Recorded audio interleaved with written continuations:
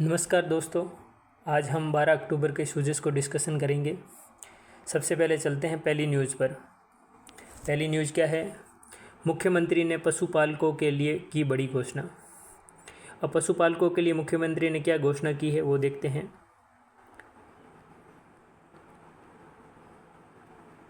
ये देखिए, हमारी सरकार ने डेयरी से जुड़े पशुपालकों को दुग्ध उत्पादन का देय 5 रुपये प्रति लीटर के लंबित दायित्वों के भुगतान के लिए हाल ही में 65 करोड़ रुपए जारी किए हैं।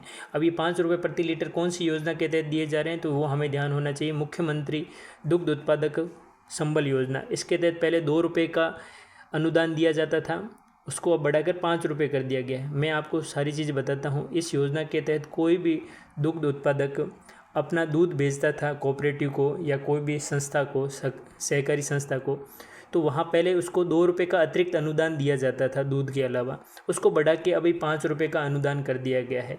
आपको ये बात भी ध्यान होनी चाहिए कि राजस्थान का दूध उत्पादन के अंदर कौन सा स्थान है। राजस्थान का दूध उत्पादन में प्रथम स्थान है। राजस्थान पूरे भारत का 15.05% दूध उत्पादन करता है। उसके अंदर राजस्थान के कोऑपरेटिव का बहुत महत्वपूर्ण रोल है। अब देखो दूसरी योजना के अंदर चलते हैं। दूसरी योजना क्या है हमारे पास में,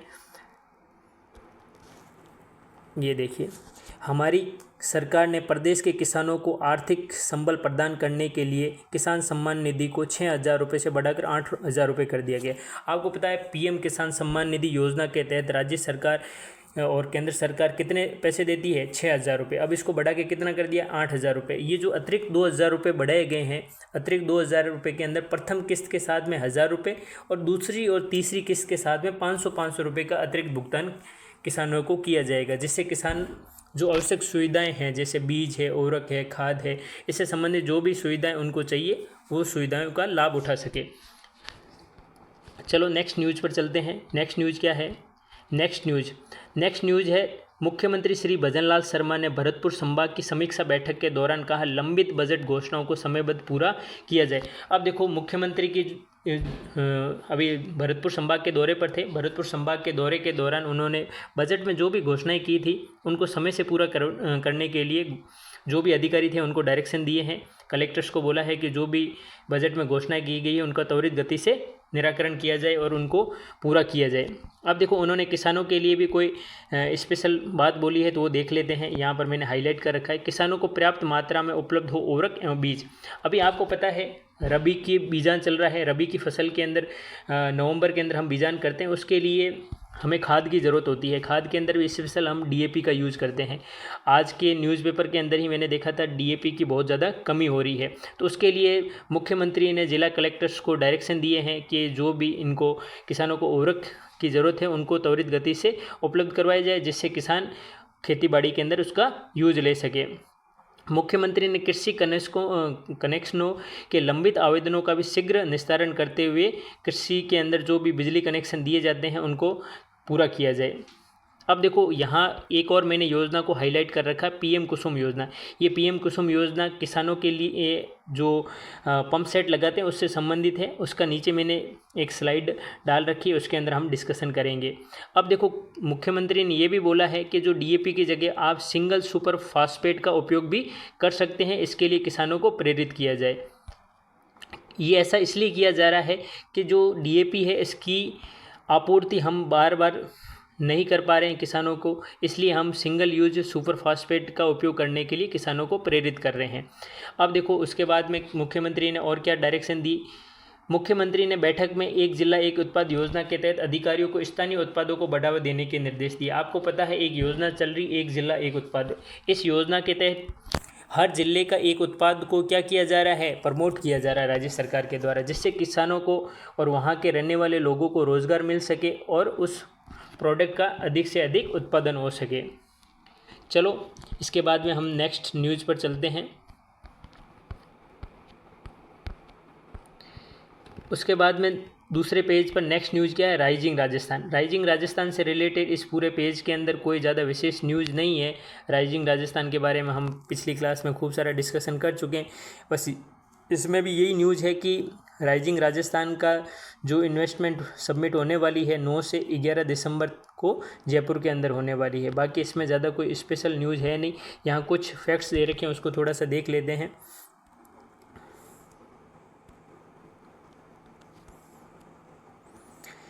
प्रदेश में पानी की आवश्यकताओं को देखते हुए ईआरसीपी और यमुना जल समझौतों एवं देवास परियोजनाओं पर कार्य किया जाएगा।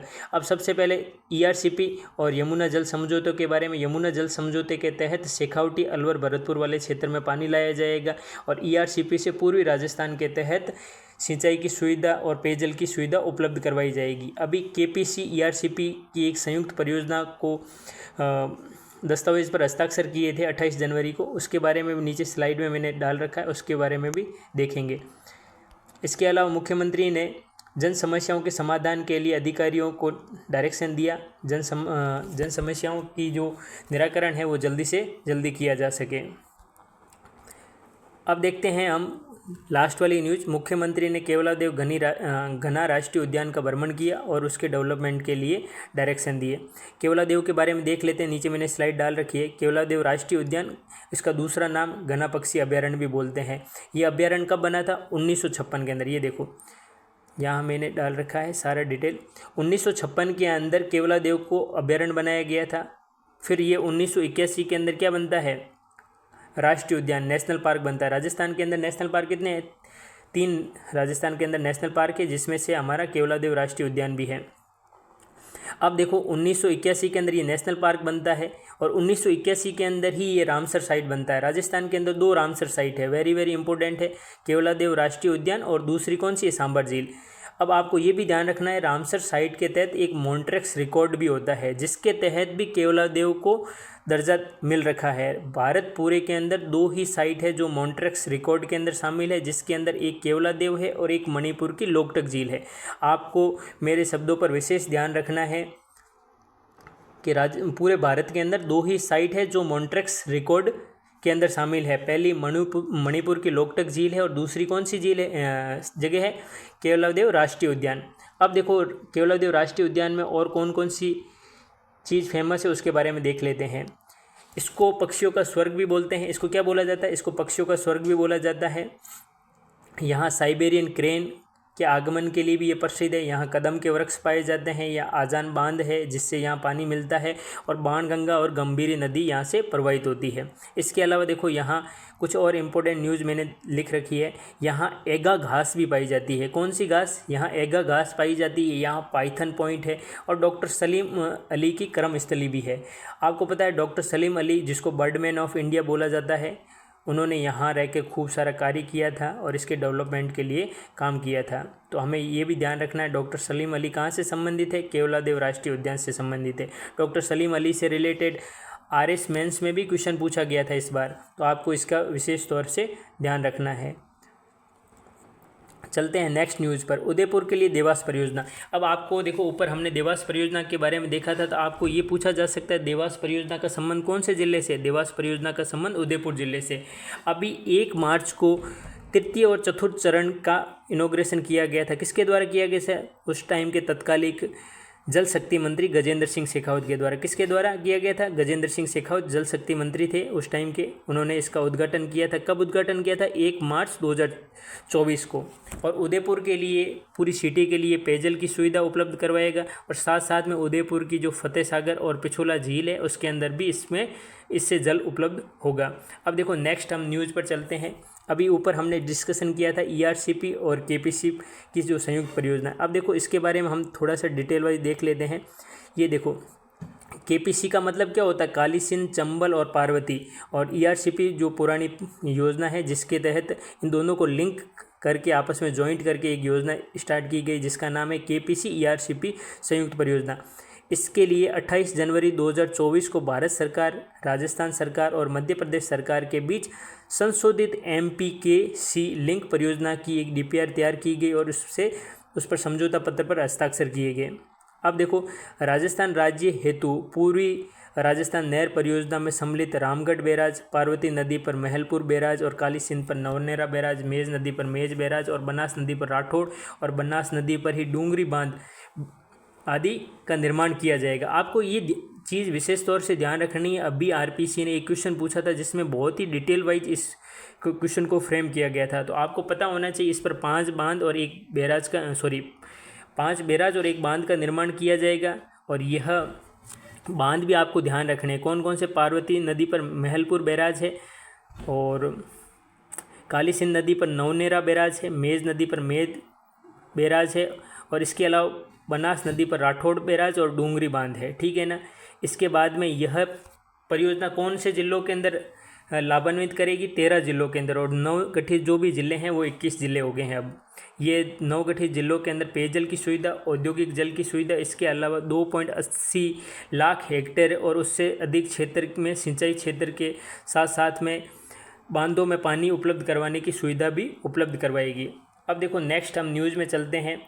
सौर ऊर्जा आधारित पंप सेट परियोजना, प्रधानमंत्री कुसुम योजना कंपोनेंट बी। अब देखो आपको पता है कुसुम योजना के 3 कंपोनेंट हैं, component A, component B and component C. तो सबसे पहले आपको ये ध्यान रखना है कि इस योजना का पूरा नाम क्या है। ये बहुत बार क्वेश्चन में पूछा गया है। कुसुम का पूरा नाम है प्रधानमंत्री किसान ऊर्जा सुरक्षा उत्थान महाअभियान, और उसके बी कंपोनेंट के तहत उन्हीं किसानों को लाभ मिलेगा जिनके ट्यूबवेल पर लाइट का कनेक्शन नहीं है या वो डीजल से अपना ट्यूबवेल चलाते हैं। अब देखो इस योजना के अंदर आप कितनी क्षमता का पंप सेट बना सकते हो? 3 HP से लेकर 10 HP तक का पंप सेट या सौर ऊर्जा पंप सेट संयंत्रों की स्थापना की जा सकती है, और इसके अंतर्गत 7.5 HP क्षमता के पंप हेतु ही अनुदान दिया जाएगा। ये देखो यहाँ पर एक लाइन लिखी गई है, ये इम्पोर्टेंट है। आपको यदि अनुदान राशि चाहिए तो 7.5 HP क्षमता का पंप आप लगाओगे तभी आपको अनुदान मिलेगा। अब इसके साथ में आपको ध्यान रखना है अनुदान की राशि के अंदर कौन कौन इसके अंदर लाभ ले सकता है, वो तो हमने देख ही लिया। वो किसान जिसके पास में ट्यूबवेल पर पंप इलेक्ट्रिसिटी का कनेक्शन नहीं है या डीजल से वो अपना पंप को ऑपरेट करते हैं, वो इसका फ़ायदा ले सकते हैं। अब देखो अनुदान कौन कौन देगा। 60% अनुदान है, जिसमें से 30% अनुदान राज्य सरकार के द्वारा और 30% ही अनुदान केंद्र सरकार के द्वारा दिया जाएगा। इसके अलावा जो 40% अनुदान है उसमें से 30% किसान बैंक से ऋण ले सकता है और 10% किसान को खुद से भुगतान करना पड़ेगा। तो ये सारी न्यूज़ के बारे में हमने डिस्कशन किया। देखो ऊपर जो भी योजनाएं थी उसको अच्छे से एक्सप्लेन करने के लिए मुझे ये नीचे की स्लाइड को ऐड करना पड़ा। आपको इसकी PDF चाहिए तो मेरे टेलीग्राम ग्रुप से आप ज्वाइन हो सकते हो। मेरे टेलीग्राम ग्रुप का नाम है mentorsub07। आप उसके ऊपर लिंक करके ज्वाइन हो सकते हो, और डिस्क्रिप्शन में मेरे टेलीग्राम ग्रुप का लिंक भी दे रखा है, तो आप मेरे टेलीग्राम ग्रुप को ज्वाइन होकर इसकी PDF को प्राप्त कर सकते हो। साथ ही मेरे चैनल को सब्सक्राइब करें, लाइक करें, जिससे मैं मोटिवेट होकर अधिक से अधिक वीडियो बना सकूं। Thank you.